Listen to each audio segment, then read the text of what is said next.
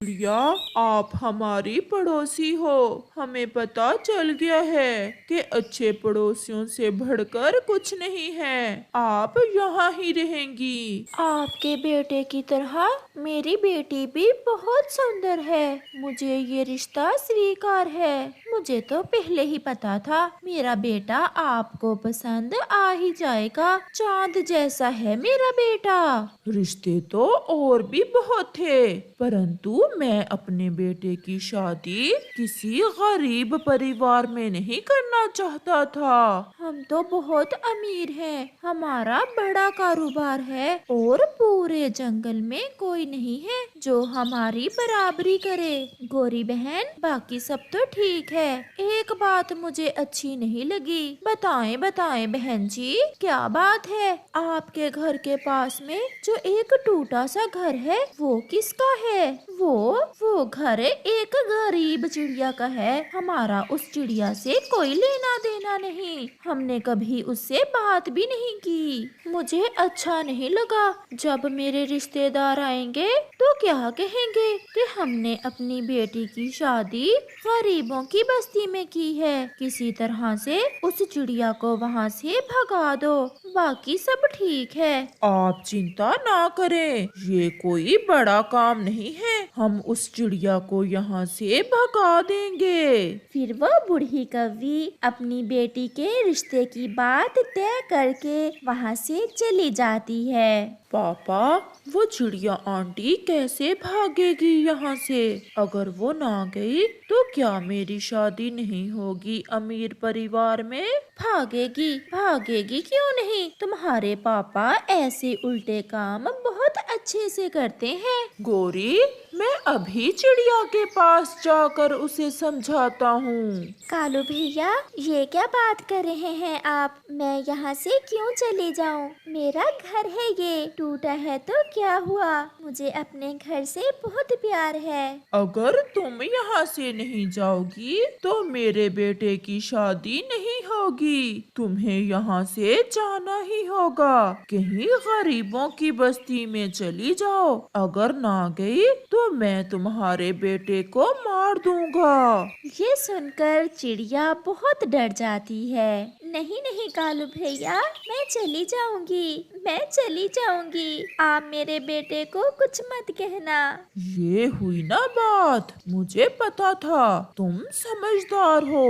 मेरी बात समझ जाओगी, क्योंकि कुछ दिनों बाद मेरी शादी है। बहुत मजा आने वाला है। तरह तरह के भोजन होंगे। खूब मस्ती करेंगे हम सब दोस्त मिलकर। जग्गू, क्या कुकू भी आएगा तुम्हारी शादी में? नहीं, वो गरीब है। मम्मा पापा को गरीब पक्षी पसंद नहीं है और मेरी होने वाली सास भी गरीब पक्षियों को पसंद नहीं करती। कालू का बेटा जग्गू और कबूतर का बेटा किकी ऐसे बैठे हुए थे कि वहाँ कुकू भी आ जाता है। तुम यहाँ क्यों आए हो? जाओ और कहीं और जाकर बैठ जाओ। जग्गू, कुकू भी हमारे ही जंगल में रहता है। आप इसे यहाँ बैठने से क्यों मना कर रहे हो? हम सब दोस्त मिलकर झरने पर जाते हैं। आपको बुलाने आया था। झरने पर? और वो भी तुम्हारे साथ? मेरे मम्मा पापा तो तुम्हें जंगल से ही निकालने वाले हैं। मैं तुम्हारा दोस्त नहीं हूँ। तुम गरीब हो और मैं अमीर कौवा जग्गू। जग्गू है नाम मेरा। कुकू रोता हुआ वहाँ से चला जाता है। रात हो जाती है। कुकू अपनी मम्मा के साथ लेटा हुआ था। मम्मा, आज आप चुप चुप क्यों हैं? कुछ नहीं बेटा, बस ऐसे ही। मम्मा, मुझे सब पता है। वो दुष्ट कौवे हमें जंगल से निकालना चाहते हैं ना? मुझे जग्गू ने सब बता दिया है। हाँ बेटा, हम यहाँ नहीं रहेंगे। हम कल आपकी नानों वाले जंगल में चले जाएंगे। नहीं मम्मा, हम अपना घर क्यों छोड़कर जाएं? वो कौवे ही यहाँ से क्यों नहीं चले जाते? बेटा, हमारा उनसे कोई मुकाबला नहीं है। वो अमीर और हम गरीब हैं। हमें ही जाना होगा। फिर चिड़िया रोने लग जाती है, जिसे देखकर उसका बेटा कुकू भी रोने लग जाता है। दूसरे रोज गोरी कव्वी अपने बेटे जग्गू से कहती है, जग्गू जाओ और ब्यूटी पार्लर से अपना फेशियल करवाओ, और हाँ, ब्यूटी पार्लर वाली आंटी से कहना कि अच्छे से काला करे तुम्हें, कव्वे काले ही अच्छे लगते हैं। मैं अभी जाता हूँ मम्मा। मम्मा, और वो चिड़िया तो चली जाएगी ना जंगल छोड़कर? कहीं ऐसा ना हो कि उस गरीब चिड़िया की वजह से मेरी शादी ही रुक जाए। जाओ जाओ तुम बेटा, आपके पापा कल चिड़िया को बता आए थे। फिर जग्गू अपने घर से निकलता है। जग्गू बहुत खुश था, वो बहुत तेजी से उड़ रहा था। उड़ते हुए बेख्याली में जग्गू एक पेड़ से टकरा जाता है। उसके सर में चोट आती है और जग्गू गिर जाता है। वो बेहोश हो जाता है। मम्मा, मैं नदी से पानी पी आऊं? हाँ बेटा, जल्दी आना, फिर हमें ये घर छोड़कर दूसरे जंगल भी जाना है। अगर ना गए तो फिर से वो कौवे लड़ाई शुरू कर देंगे। कुकू अपने घर से निकलता है। उड़ते उड़ते कुकू का ध्यान एक पेड़ के नीचे जाता है। वहाँ जग्गू गिरा पड़ा था। कुकू तुरंत वहाँ उतरता है। जग्गू, जग्गू, तुम्हें क्या हुआ है? तुम्हारे सर से तो बहुत खून बह रहा है। जग्गू तो बेहोश था। फिर कुकू जग्गू को उठाता है और उसे जल्दी से बुलबुल के पास ले जाता है। बुलबुल आंटी, जल्दी से जग्गू के पट्टी कर दें, ये मुझे गिरा हुआ मिला है। इसके सर पर तो गहरी चोट आई है, मैं अभी इसे देखती हूँ। फिर बुलबुल जग्गू के सर पर पट्टी बांध देती है और उसे दवा देती है। मैं कहाँ हूँ? मेरे सर में बहुत दर्द है। जग्गू, तुम ठीक हो? मैं आपको बुलबुल आंटी के पास ले आया था। गोरी और कालू भी वहाँ पहुँच जाते हैं। हाय मेरा चांद, मेरा जग्गू। बुलबुल ठीक तो है ना मेरा बेटा? आप चुप कर जाएं। आपका बेटा अब ठीक है। वो तो अच्छा हुआ जो कुकू इसे मेरे पास ले आया। अगर थोड़ी सी भी देर हो जाती तो कुछ भी हो सकता था।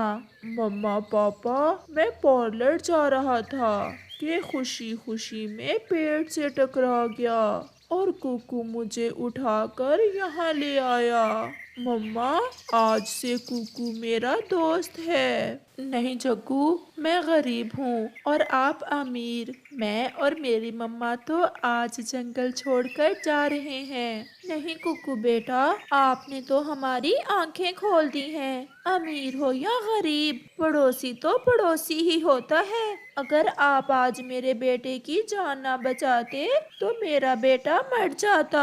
आंटी, अब मैं जाता हूँ। मम्मा मेरा इंतजार कर रही होंगी। कुकू बेटा, इतनी देर क्यों कर दी घर आने में? आपको पता तो है हमें बहुत दूर जाना है। अभी कुकू चुप ही था कि वहाँ गोरी और कालू आ जाते हैं। चिड़िया बहन, हमें माफ कर दो। गोरी रोते हुए ऐसा कहती है। चिड़िया, आप हमारी पड़ोसी हो।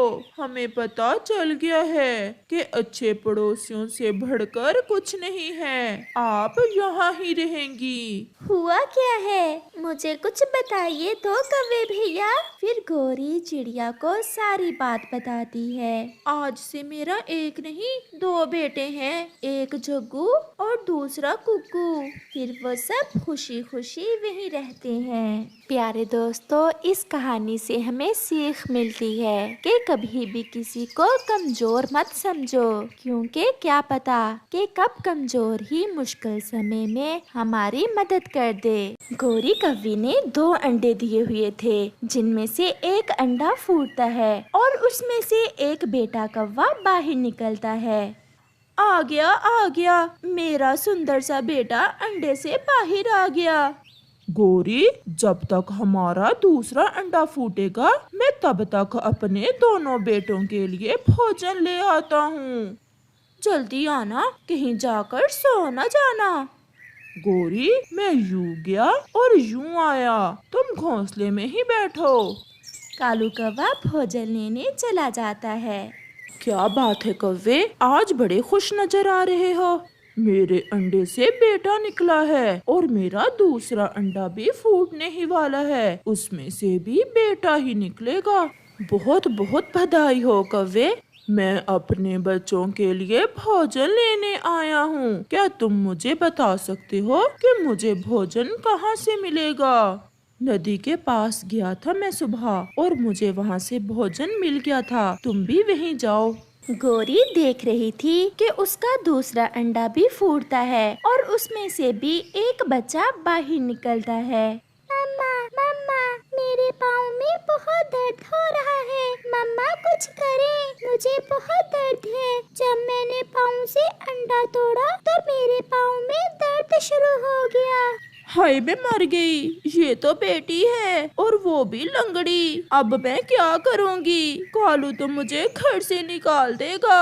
मम्मा, मम्मा, पापा कब आएंगे? मुझे बहुत भूख लगी हुई है। मम्मा, मुझे भोजन बाद में दे देना, पहले मेरे दर्द का कुछ करें। कालू कौवा भी भोजन लेकर वापस आ जाता है। गौरी, ये क्या? ये तो लड़की निकली है अंडे से।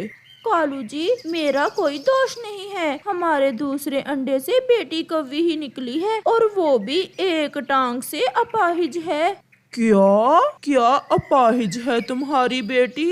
कालू जी, आप चिंता न करें, मैंने इसका उपाय सोच लिया है। आप बस मेरे बेटे के पास बैठे, मैं अपनी बेटी की दवा लेकर आती हूँ। हाँ हाँ मम्मा, जल्दी करें, जल्दी से मुझे दवा ले दें। अब सारी जिंदगी मैं दवा ही लेकर देता रहूंगा इस अपाहज बेटी को। कालू, थोड़ा मेरे पास आओ। फिर गौरी कालू के कान में कोई बात बताती है, जिसे सुनकर कालू कौवा खुश हो जाता है। जाओ गौरी, ऐसा ही करो, तुम तो जानती हो मैं। अच्छा अच्छा, चुप कर जाओ, मैं जा रही हूँ। फिर गौरी कौवी अपनी बेटी को उठाकर वहाँ से चली जाती है। गौरी अपनी बेटी को साथ लेकर जंगल की दूसरी दिशा में चली जाती है और एक सूखे पेड़ पर बैठ जाती है। मम्मा, यहाँ तो कोई डॉक्टर नहीं है, हम दवा कहाँ से लेंगे? बेटी, ये क्या हुआ? मैं तो रास्ता ही भूल गई हूँ, तुम यहीं बैठो, मैं रास्ता देख कर आती हूँ। मम्मा जल्दी आना, मेरे पाँव में बहुत दर्द है। मैं अभी आई। गौरी उड़ती है और वापस अपने घर चली जाती है। लगा आई हो ठिकाने अपनी बेटी को। हाँ, मैं उसे वहाँ छोड़ आई हूँ जहाँ से वो कभी वापस नहीं आएगी। चलो अब मेरे बेटे को भोजन खिला दो, बहुत भूखा है मेरा बेटा। न जाने मम्मा कहाँ चली गई है, अभी तक मम्मा लौटी क्यों नहीं है। मेरे पाँव में बहुत दर्द है, मम्मा जल्दी आ जाएं। वो छोटी कौवी ऐसे रो रही थी। मम्मा, मुझे कब से किसी पक्षी के रोने की आवाज सुनाई दे रही है, क्या आपने भी सुना है? हाँ कुक्कू बेटा, मैं देखती हूँ, शायद कोई पक्षी रो रहा है। चिड़िया अपने घर से निकलती है। थोड़ी ही दूर उसे पेड़ की एक डाल पर कोई छोटा पक्षी बैठा दिखाई देता है। चिड़िया वहाँ जाती है। छोटी कौवी, आप कौन हो?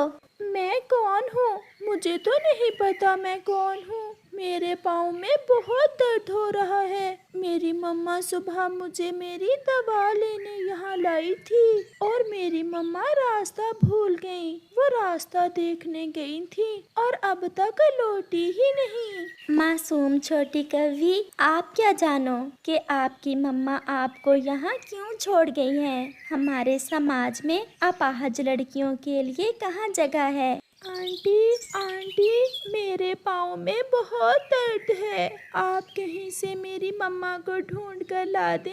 बेटी, आप मेरे साथ चलें, मैं आपको दवा लेकर देती हूँ। फिर चिड़िया छोटी कौवी को अपने साथ ले जाती है। वो बुलबुल के पास जाती है। मैंने दर्द की दवा दे दी है, ये कौवी अब सो गई है। बुलबुल बहन, इसकी टांग मुझे टेढ़ी लग रही है।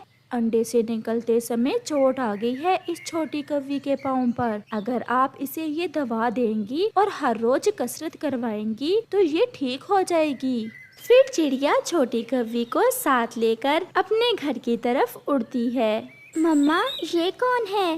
बेटा, इसकी मम्मा इसे वीराने में छोड़कर कहीं चली गई है। परंतु क्यों मम्मा? क्योंकि ये अपाहिज कव्वी है, इसकी टांग बहुत कमजोर है, बहुत गंदी है इसकी मम्मा। मैं अपनी बहन से खेला करूँगा और अपनी बहन को भोजन भी ला कर दिया करूँगा। समय गुजरता गया और फिर कव्वे और कव्वी का बेटा भी बड़ा हो जाता है। उन्होंने उसका नाम जग्गू कौवा रखा था। कौवा और कव्वी अब बूढ़े हो गए थे। एक दिन जग्गू कौवा, उसकी मम्मा और उसका पापा भोजन लेकर घर वापस लौट रहे थे कि तेज हवा से एक बड़ी डाल टूटकर उन पर गिर जाती है। कालू वहीं मर जाता है। हाय हाय, मेरा कालू मर गया। जग्गू, मैंने तुम्हें कहा था ना कि इस दिशा में जाना ठीक नहीं है। मम्मा, मैंने कौन सा वो डाल पकड़कर मारी है पापा के? इसमें मेरा क्या दोष है? चलो अब घर चलें, मुझे बहुत भूख लगी हुई है। तुम्हारा पिता मर गया और तुम हो के भूख बता रहे हो? फिर गौरी कव्वी रोते हुए अपने बेटे के साथ घर वापस उड़ती है। घर के पास जाकर गौरी कव्वी गिर जाती है। उसका बेटा जग्गू उसे उठाकर घोंसले में रख देता है। जग्गू, मेरा पंख शायद टूट गया है। जाओ और जल्दी से बुलबुल डॉक्टर को बुला कर लाओ। मम्मा, रात सोने से पंख ठीक हो जाएगा और वैसे भी अभी मैं थका हुआ हूँ। ऐसा कहते हुए जग्गू कौवा सो जाता है और गौरी कव्वी रोने लग जाती है। भैया चले, अब घर चले, हमारी मम्मा हमारा इंतजार कर रही होंगी। की बहन, चलो आज घर दूसरी दिशा से जाते हैं। वो दोनों अपने घर को उड़ते हैं। रास्ते में उन्हें एक पेड़ पर एक घोंसले में गौरी कव्वी रोती हुई दिखाई देती है। बहन, चलो तो देखें वो सामने वो कव्वी क्यों रो रही है। आंटी, आप क्यों रो रही हैं? गौरी को ये आवाज सुनी सुनी महसूस होती है। बच्चों, मेरा पंख टूट गया है। आंटी, ये जो सो रहा है ये आपका बेटा है क्या? हाँ, ये मेरा बेटा ही है।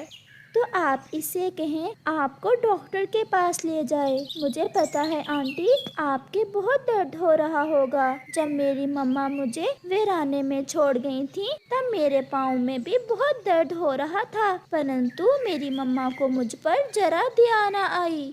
आंटी, पता है मेरी मम्मा ने बहना की दवा बुलबुल से ली थी और मेरी बहना ठीक हो गई। आप भी अपने बेटे के साथ बुलबुल के पास जाएं। वो दोनों बच्चे ऐसे बोले जा रहे थे और गौरी खामोश बैठी कीकी की तरफ देखे जा रही थी। वो उसे कैसे बताती कि वही उसकी मम्मा है जो उसे वीराने में छोड़ गई थी। वो दोनों बहन भाई उठ जाते हैं और गौरी कव्वी अपनी बेटी को जाते हुए देख रही थी और याद कर रही थी उस समय को जब उसने वो पाप किया था जिसकी सजा उसे आज मिल रही थी।